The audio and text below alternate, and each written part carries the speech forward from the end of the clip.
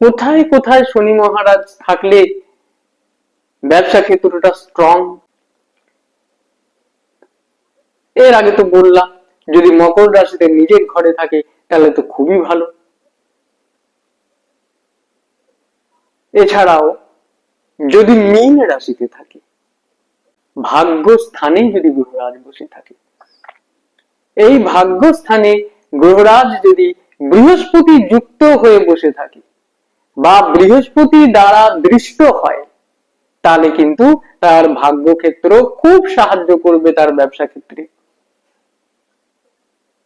সে ব্যবসায় খুব সাফল্য পাবে, অনেক কঠিন কঠিন পরিস্থিতিতে খুব সহজে সে বেরিয়ে চলে যাবে। অনেক কঠিন পরিস্থিতির মধ্যেও সে ভাগ্যের সাপোর্ট যদি পায় একটা মানুষ, তার অনেক সুবিধা হয়। অর্থাৎ যদি মীন রাশিতে স্বয়ং শনি মহারাজ এসে বসে, তাহলেও কিন্তু তার ব্যবসা ক্ষেত্র খুব ভালো হবে।